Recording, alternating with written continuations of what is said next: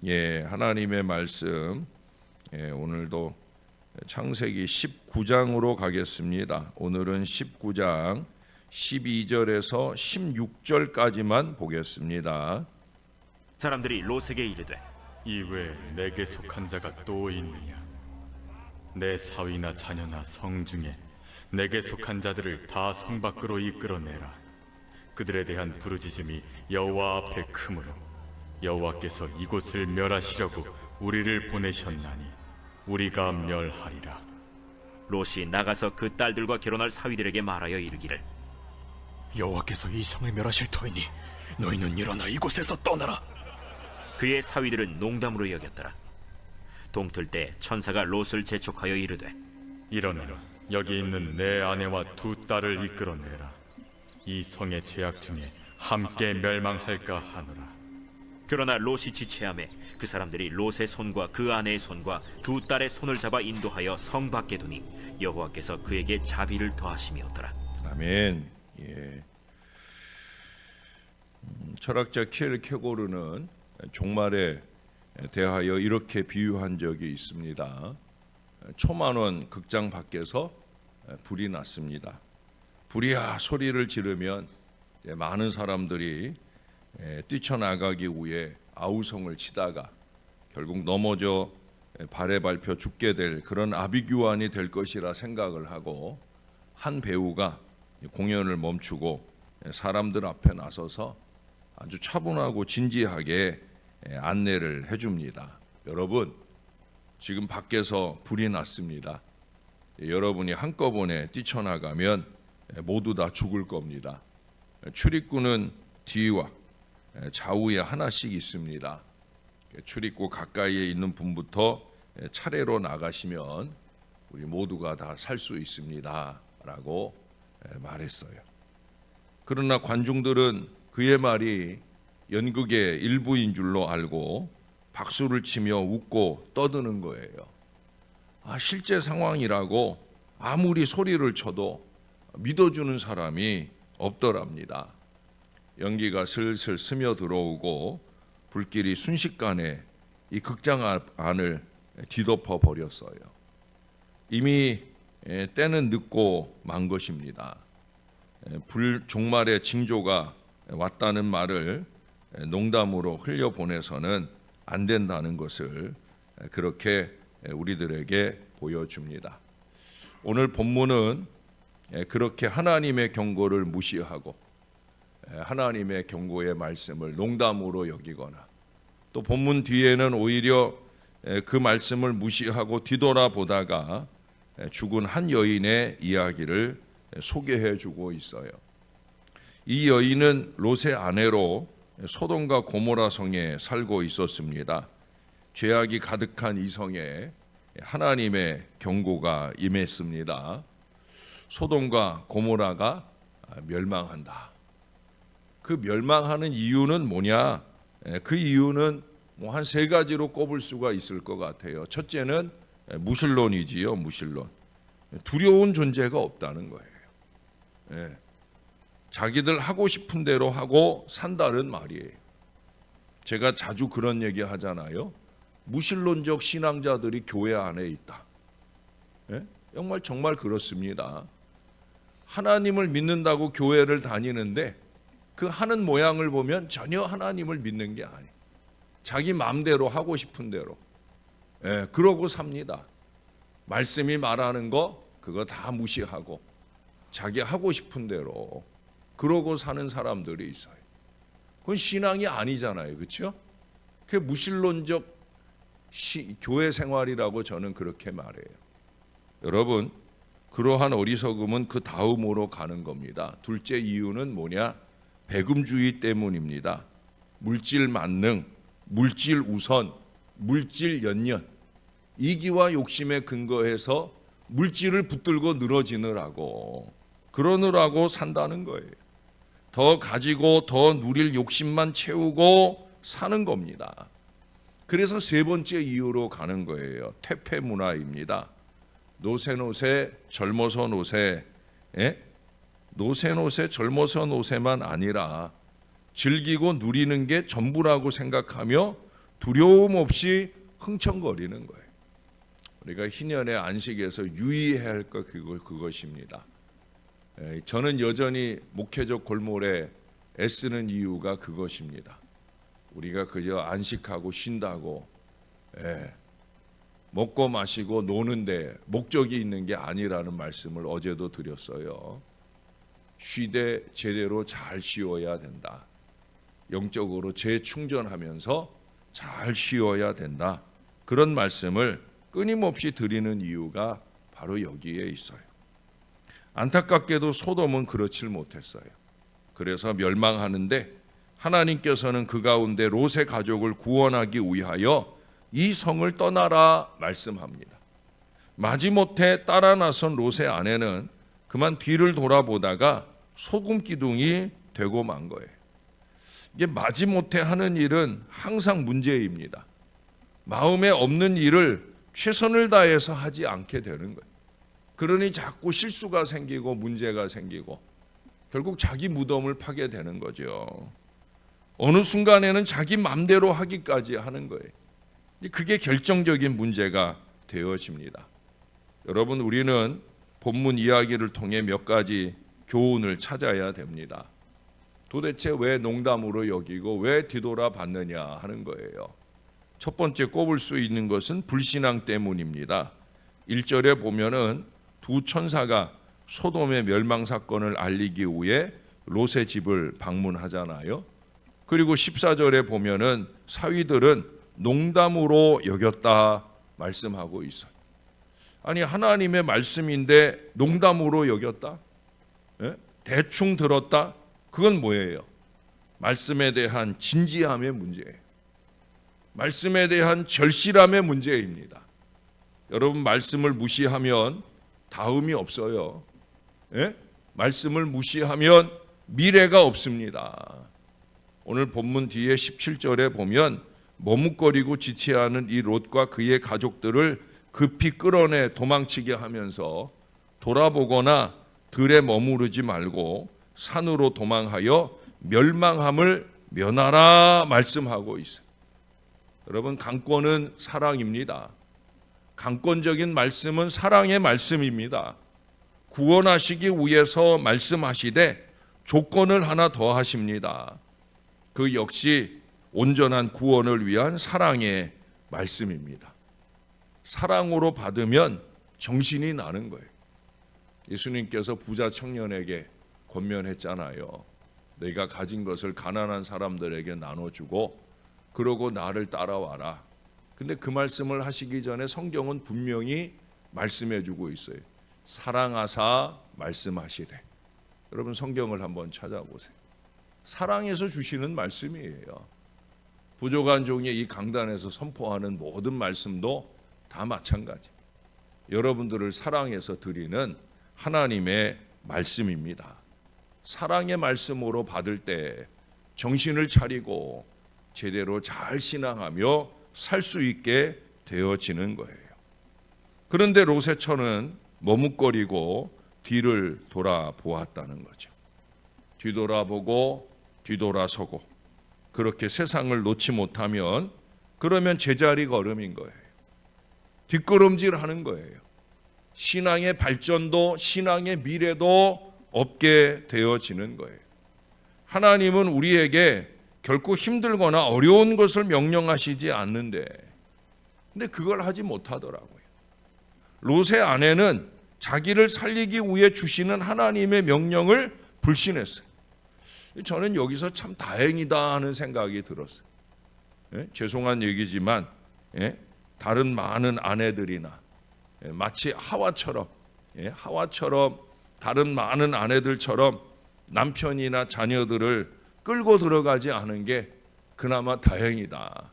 자기 하나만 소금 기둥 되고 말아서 너무 다행이다. 죄송하지만 많은 남편이나 아내들 또 가족들이 끌고 들어가잖아요. 자기만 먹는 게 아니라 남편도 먹이고 자기만 안 하는 게 아니라 남편도 못하게 하고 그런 어리석음을 보이는 때가 얼마나 많습니까? 여러분, 명령을 하나님의 말씀을 불신하는 것은 하나님을 불신하는 거예요. 하나님을 불신하는 것이 불신앙이잖아요. 그렇죠? 예. 하나님을 불신하는 것이 불신앙이에요. 무신론적 불신앙. 예. 그게 바로 여기에 있는 거예요. 그런데 그 불신앙의 출발은 바로 하나님의 말씀, 명령에 대한 불신입니다. 말씀이 육신이 되어 우리 가운데 오신 분이 예수님이다. 여러분 왜 자꾸 이것을 잊어버리는지 모르겠어요. 말씀이 하나님이고 하나님이 곧 말씀인 거예요. 그 말씀에 대한 태도가 곧 우리 하나님에 대한 우리의 마음이라는 거죠. 말씀을 무시하고 등지고 살면서 하나님을 사랑한다느니 충성한다느니 하는 건 그건 다 새빨간 거짓말입니다. 신앙은 둘 중에 하나예요. 하나님을 향하고 말씀을 향하느냐 아니면 세상을 향하느냐. 말씀을 통해 하나님을 향하는 것은 참신앙이고요. 세상을 향하는 것은 그건 불신앙이죠. 세상적 본능을 줄이고 영적인 본능을 좀 강화하며 살아야 되는 거예요. 그래서 우리가 공예배를 드리는 거예요. 여러분들처럼 이렇게 새벽 용사가 되고 수요일 저녁, 금요일 저녁이라도 끊임없이 말씀을 받는 은혜의 자리를 사모하는 이유는 영적인 본능을 강화하기 위해서예요. 말씀과 기도로 살자는 이유가 바로 여기에 있는 거예요.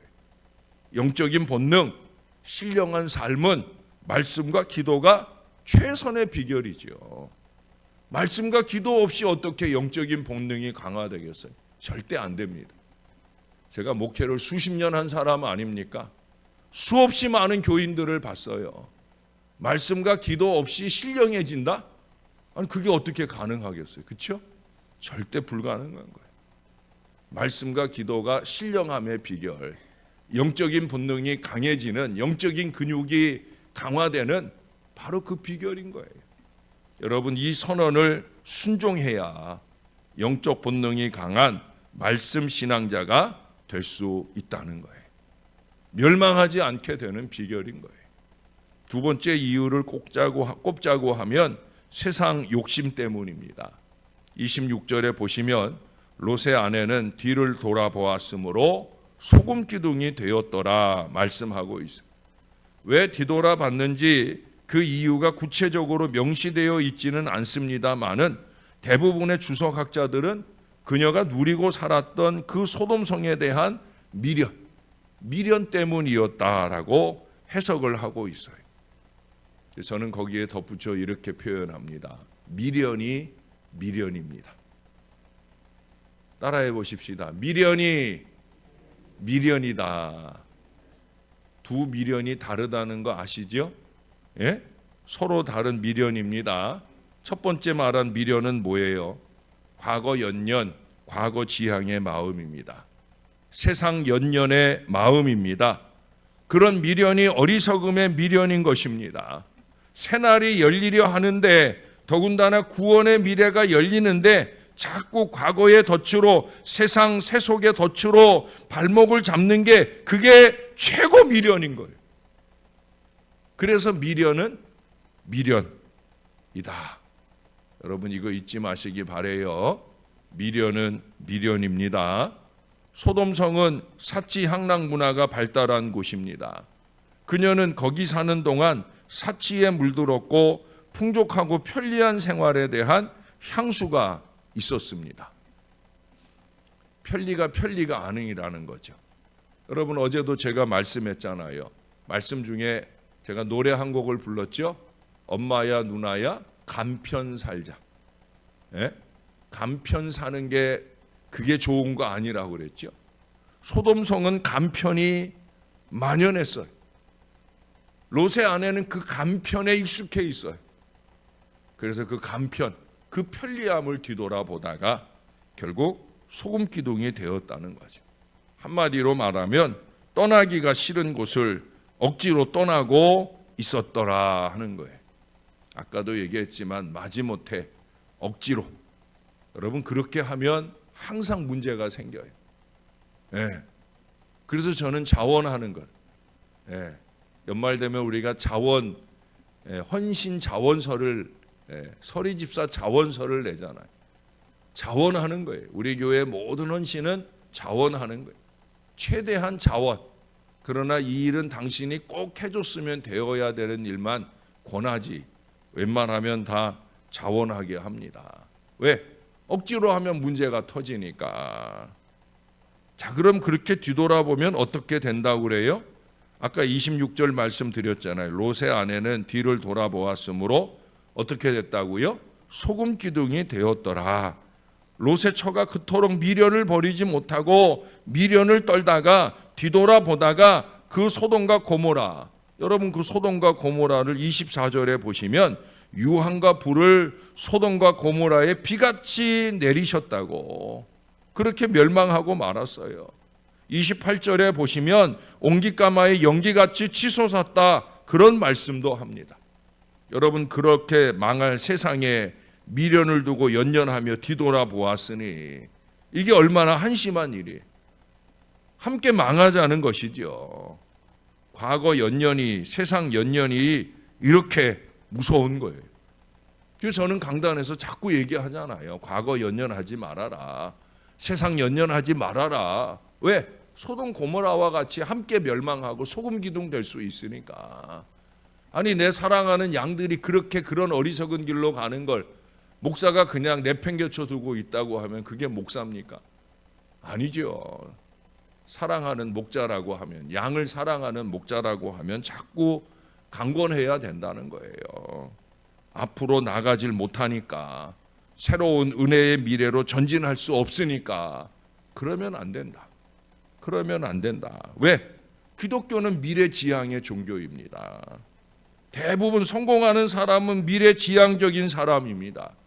그러나 실패하는 사람은, 신앙에 실패하고 인생에 실패하는 사람은 대부분 과거에서 벗어나지 못하고 있는 거예요. 옛날에는 어땠느니 저땠느니. 저는 그 소리가 제일 듣기 싫어요. 지금은 나하고 신앙하는 건데 나하고 살아갈 미래를 얘기해야 되지. 왜 자꾸 옛날 얘기를 하고 있느냐. 솔직히 그런 생각이 들어서 어떤 때는 확 말하고 싶을 때도 있어요. 여러분, 신앙생활은 영원한 천국을 바라보는 미래지향적인 결단이잖아요.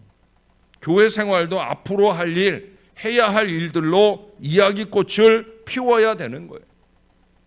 자꾸 과거 얘기나 하고 하던 대로 하자고 하는 것은, 그것도 소돔성처럼 잘못하고 있는 것을 고집하고 주장하는 것은 그건 불신앙적이고 그 이상 사탄적이기까지 한 거예요. 잘 살아보자고, 잘 쉬어보자고, 은혜 충만, 행복 충만의 미래로 가자고 하는데 여러분 마다할 일이 뭐 있겠습니까? 그렇지 않습니까? 우리가 기대와 믿음을 가지고 새 은혜의 미래로 가야 됩니다. 그러기 위해서 버릴 걸 버려야 되는 거예요. 태워 버릴 것을 태워 버려야 됩니다. 뒤돌아보지 말고 앞에 있는 것을 잡기 위해 표대를 향하여 전진해야 되는 거예요. 안타깝게도 많은 사람들이 소금 기둥으로 삽니다. 소금 기둥의 신앙생활을 한다 하는 거예요. 부서지기 쉽고 녹아 없어지기 쉬운 소금 기둥의 신앙 말고 견고하여 흔들리지 않는 돌기둥, 어떤 시험이 오고 고난이 와도 부서지지 않는 믿음의 기둥, 흔들리고 쓰러지는 이웃이 든든히 기댈 수 있는 중보기도의 기둥이 될 수 있어야 합니다. 적어도 새벽 용사라면, 새벽을 깨우고 믿음의 기도로 사는 진정한 신령한 하나님의 백성이라면 우리는 그런 기둥이 되어야 되는 거예요. 그래야 쉬게 해주면서 은혜로 이끌어 줄 수 있지 않겠습니까? 목회자가 그래야 되고, 교회 안에 영적 지도자들이 그래야 되고, 가정 안에 영적인 어른들이 그래야 되는 거예요. 그런 영적인 거인들이 많을 때, 그럴 때 교회는 더 신령해지고, 그런 영적인 가장들, 가정의 제사장들이 많을 때 가정이 신령해질 수 있는 거예요. 사랑은 여러분, 기둥이지만 전혀 다른 이런 아론과 훌 같은 기도 기둥들이 우리 신월제일교회에 점점 더 많아질 수 있게 되기를. 우리의 든든한 반석이 되어 주시는 우리의 구주 예수 그리스도의 이름으로 간절히 축원합니다.